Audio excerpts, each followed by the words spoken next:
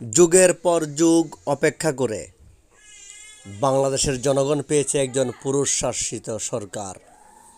আর সেই পুরুষের নামটি হচ্ছে জনাব তারেক রহমান। সেই সুদূর ব্রিটেন থেকে মানবতা শিখিয়ে আসা, দেশপ্রেম শিখিয়ে আসা জনাব তারেক রহমান সাহেব, আপনার কাছে আমার বিনীত অনুরোধ, প্লিজ দেশের সকল সদর হাসপাতালের দিকে একটু নজর দিন। বিশেষ করে ফেনী আধুনিক সদর হাসপাতালের দিকে একটু নজর দিন। এই ফেনী আধুনিক সদর হাসপাতালে রোগীরা ওষুধ পায় না। এই দেখুন, আমি এখন যে স্লিপ দিয়েছি, এখানে একটি ওষুধও এই মহিলাকে আধুনিক সদর হাসপাতাল ফেনী কর্তৃপক্ষ দেয় নাই। সবগুলো ওষুধ বাইরে থেকে কিনতে হয়েছে। গতকালকে যে ভিডিও দিছি, সেই ভিডিওর পরীক্ষা রোগী বাইরে থেকে করতে হয়েছে টাকা হাওলাত করে।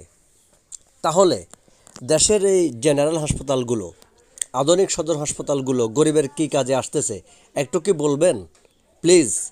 দেখা যায় 100 জন রোগী যদি একজন ডাক্তারের কাছে যায়, 95 জন রোগী বাইরে থেকে ওষুধ কিনতে হয়, বাইরে থেকে পরীক্ষা নিরীক্ষা করতে হয়।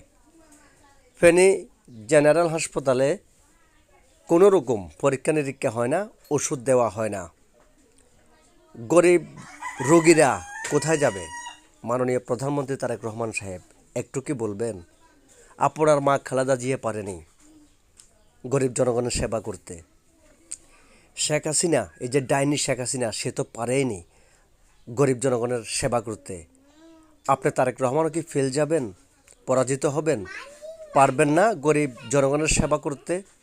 প্লিজ তারেক রহমান সাহেব, আপনার কাছে মন খুলে প্রার্থনা করতেছি, বাংলাদেশের গরিবদের আস্থার জায়গা সদর হাসপাতাল, জেলা সদর হাসপাতাল, সরকারি হাসপাতাল, এই জেলা সদর হাসপাতাল এবং সরকারি হাসপাতালে পর্যাপ্ত পরিমাণ বিনামূল্যে ওষুধ দিন এবং পরীক্ষা নিরীক্ষা করার আধুনিক যন্ত্রপাতি হস্তান্তর করে প্রতিটি জেলার গরিব জনগণের ভোগান্তি দূর করুন প্লিজ।